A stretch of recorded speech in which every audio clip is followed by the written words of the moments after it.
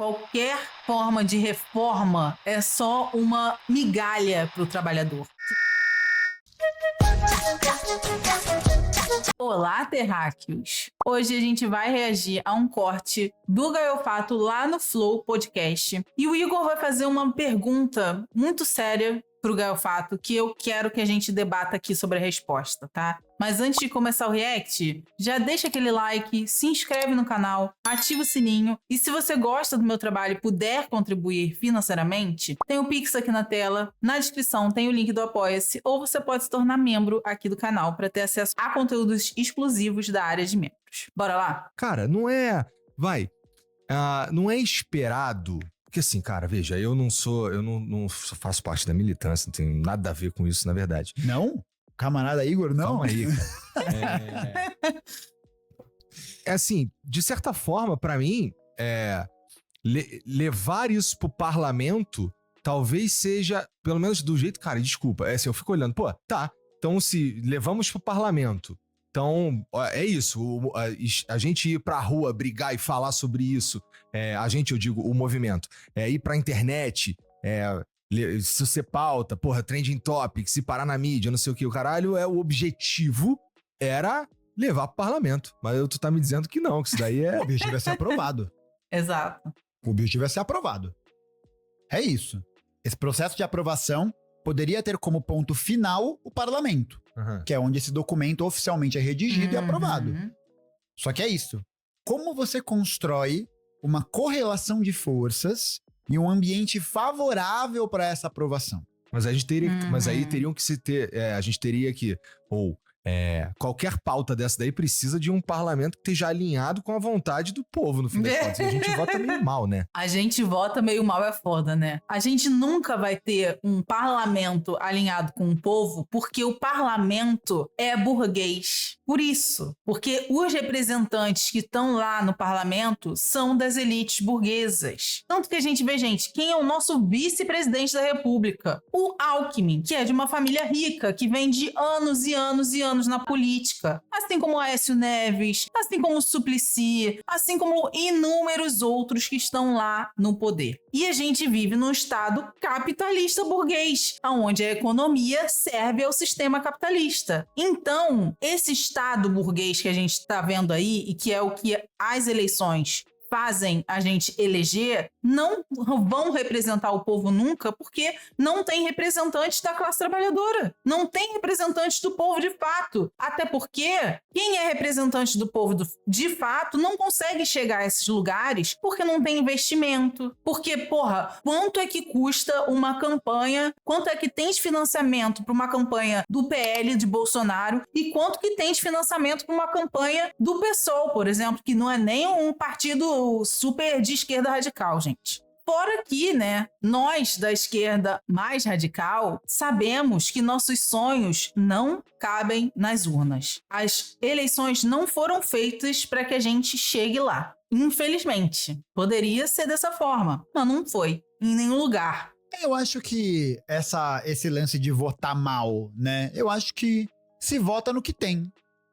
É meio isso, sabe? Eu acho que essas forças políticas que se tornaram dominantes, se tornaram meio que o que tem, sabe? Tipo, então, sem de fato uma alternativa que possa ser concretamente ligada a esses interesses, pra onde a galera vai votar? Em quem aparentemente parece que vai fazer alguma coisa de mudança, que vai mudar tudo isso daí. Esse discurso já veio antes. A sensação é que, assim, vamos lá, a gente vê essa derrota do governo, por exemplo, no lance do IOF, que é uma derrota, assim, histórica pra valer, né? Teve, partidos que deveriam ser da base do governo votando inteiramente contra, quer dizer, ou pela derrubada, né? O que talvez, pelo menos pra mim, que sou leigo, levanta um sinal de, o governo tem, assim, parece que a galera que votou, o que elegeu o Lula foi um sentimento parecido com o de 2018 que elegeu o Bolsonaro, que em 2018 era tudo menos o PT, e dessa vez é tudo menos o Bolsonaro, mas com pouca atenção, ou com, acho, cara, perto de nenhuma atenção para o que poderia formar de fato algo que funcionasse do ponto de vista de governo. Porque se o PT, que o Lula tem dificuldade de passar uma parada dessa que deveria estar alinhada com a base ou com os aliados do PT, como no caso do IOF, tem uma derrota tão simbólica como essa, significa que a gente tem ali, então, um engessamento, talvez, do que o próprio governo, do que o próprio Lula consegue fazer, no fim das contas, né? Porque o parlamento, ele não a base que deve... não tem uma base. Tipo, o PT não consegue...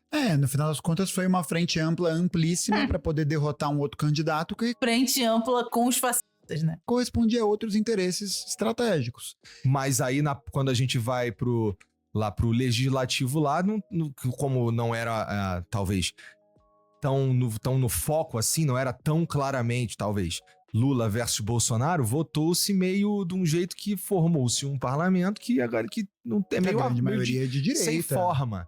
Não sei se é a grande maioria de direita. É assim. A gente vive no capitalismo. A maioria das pessoas é de direita naturalmente. Nós da esquerda somos a minoria. Sempre. Não é só no parlamento, é na vida, tá? Então é óbvio que o parlamento vai ter mais gente de direita. Isso é um fato. Factual. Não é vozes da cabeça da Luna. Acho que a gente poderia dizer que a grande maioria das pessoas que estão presentes lá defendem determinados interesses que também lhes cabe.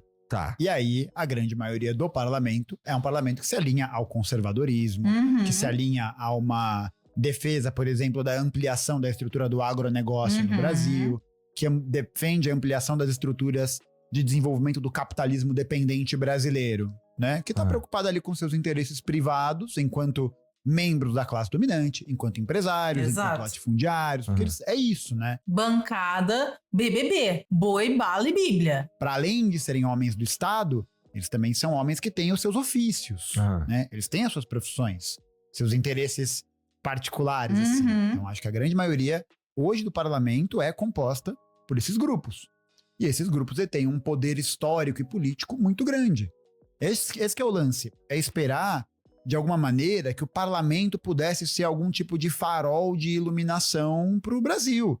E a gente olha para a história do Brasil e não é bem assim. O parlamento brasileiro nunca foi de esquerda. Sim. Nunca foi de esquerda. Nunca. Como teve... lá em 1930 e bolinha. Não, nunca aconteceu. Esse processo de organização da classe, né, dos trabalhadores, dos operários, dos camponeses, de todas as pessoas envolvidas na base do processo social, ela veio quase sempre a partir de movimentos independentes politicamente. Então, tipo, até, por exemplo, né, você vê que o bagulho é estruturado para você não romper com esses interesses. Por isso que é muito difícil alguém conseguir, por exemplo, se eleger no parlamento sendo de esquerda radical. Quais são as barreiras para poder fazer a criação de um partido, para conseguir financiamento, propaganda eleitoral? Exatamente. Como eles são das elites, gente, eles têm esse financiamento muito básico. Eles são herdeiros mesmo, pô. Tem dinheiro à torta e à direito. Fora que não vai faltar gente querendo investir, né? Porque, obviamente, um bando de velho, branco, hétero, cis, conservador, de meia idade, vai querer investir em outros velhos, brancos, hétero, cis, conservador de meia idade para se manter no poder. Existem vários mecanismos que vão impedir isso, justamente para poder impedir que essas outras ideias possam circular. E aí, é claro, se as pessoas não acessam essas outras ideias que não circulam, elas vão votar nessas ideias que estão hegemonicamente circulando, ou circulando na sua grande maioria. E tudo que não é esquerda radical não serve. Tudo que não é esquerda radical não serve? Eu acho que o grande problema é que não é uma questão de servir ou não servir. Eu acho que é uma questão de entender que são diferentes interesses que estão em jogo. Objetivamente é isso. O projeto liberal conservador que membros do PL, do PSD, do União Brasil, etc, tem, é um tipo de projeto que é um projeto guiado por interesses que prejudicam objetivamente o povo trabalhador brasileiro. Sim. Em termos de piora das suas condições de vida, das suas condições de trabalho, da soberania e da autonomia energética do Sim. Brasil, por exemplo. Se não for de esquerda radical, não serve? Não é bem assim. Tanto que, né, votamos no Lula. Acreditamos que podia vir alguma coisa melhor. Até porque, né, pra gente da esquerda radical, um ambiente muito mais favorável. Se tiver alguém lá que for minimamente mais progressista do que um fascista. Obviamente, pra gente é muito melhor. Então, não é, se não for de esquerda radical, não serve. Mas, entretanto, contudo, todavia, a gente tá vendo que a via reformista não tá trazendo melhora na qualidade de vida do trabalhador. Então, assim, tem que ser só a esquerda radical? Não. Mas quem tá a fim de melhorar a vida do trabalhador é a esquerda radical. De todos esses setores que a gente considera que são estratégicos. Então não é só um negócio que não serve porque eu acho que não serve. Exato. Tá ligado? É um negócio que não serve pro tipo de projeto político que eu, como comunista e como membro de uma organização comunista, desejamos pro Brasil. Exato. Que é um Brasil em que o povo trabalhador possa ter dignidade, possa ter autonomia nas suas decisões, que os setores estratégicos sejam nacionalizados e controlados pelos trabalhadores, Sim. para poder cumprir com os interesses e necessidades dos trabalhadores.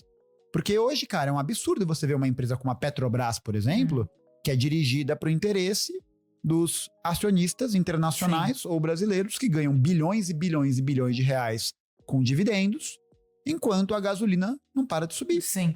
Enquanto você tem refinarias, distribuidoras sendo vendidas a preço de banana. Ou, por exemplo, na questão da exploração da margem equatorial, que um monte de gente está falando que é a salvação, blá, blá, blá. O Brasil tem tido um crescimento muito grande na produção e na exportação de petróleo cru. Então, se a gente não tem distribuidora, refinadora, etc, etc, etc, para onde que vai esse petróleo? Esse petróleo não vai ficar aqui. Não. Ele não vai ser revertido para cá. Não. Então, são esses interesses que hoje dominam o parlamento e que uma parte da esquerda corrobora com, né, é leniente, corrobora, vota junto com, Sim. que são os interesses que eu sou contrário.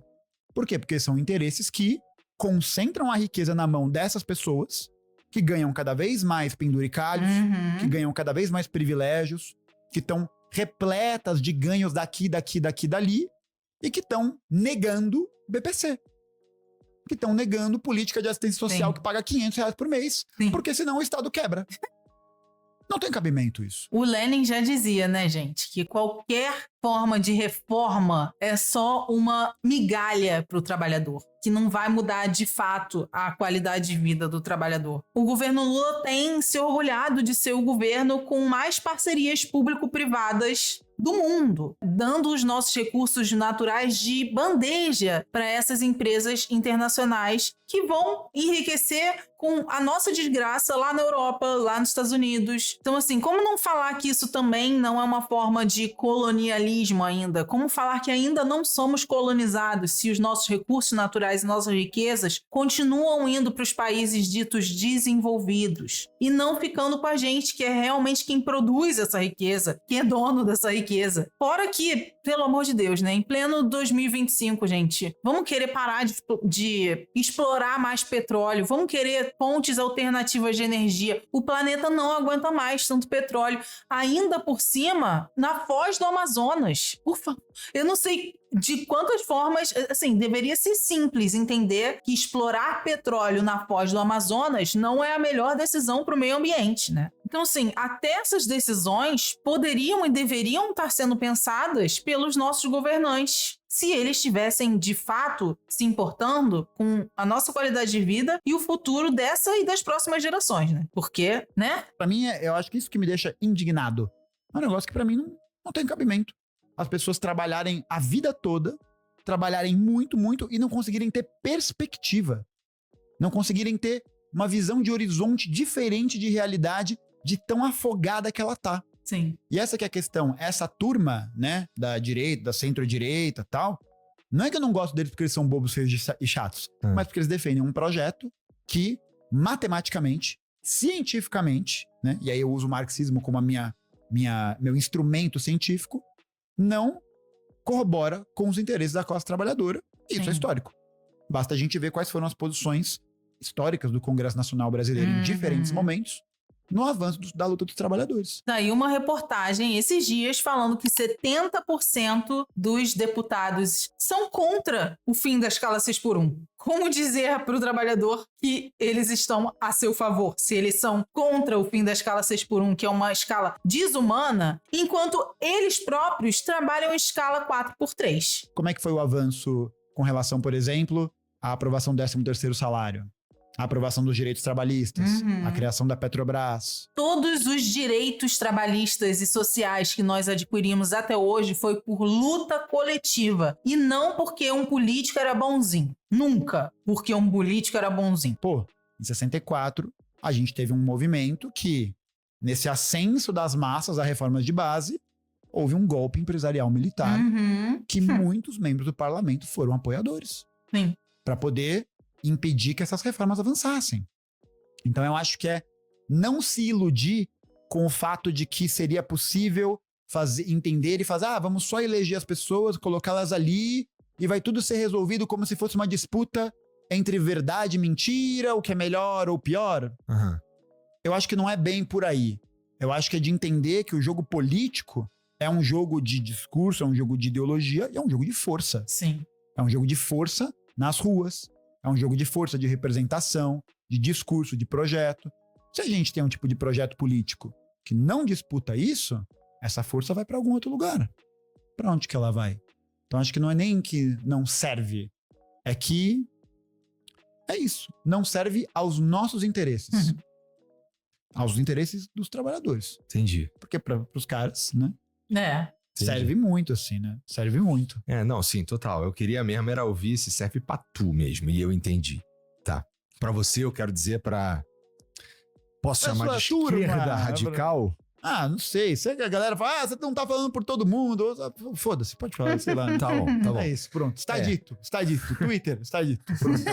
O que é um saco isso também, né? Puta que pariu. Mas é isso. Queria deixar claro que todos os avanços que a gente teve em relação a direitos foram por conta de sangue, suor e linfa da classe trabalhadora. E a gente só vai conseguir ter condições de vida dignas quando a gente tiver um Estado comandado pelos trabalhadores. E só quem quer fazer isso de fato é a esquerda radical. Fazer o quê? Enfim, era isso que eu tinha para mostrar para vocês no dia de hoje. Espero que vocês tenham gostado. Se você chegou até o final desse vídeo, já deixa aquele like, se inscreve no canal, ativa o sininho para não perder nenhum conteúdo novo. Se você gosta do meu trabalho e puder contribuir financeiramente, tem o Pix aqui na tela, o Apoia-se está na descrição, ou você pode se tornar membro aqui do canal para ter acesso a conteúdos exclusivos. É isso, beijos e até a vitória!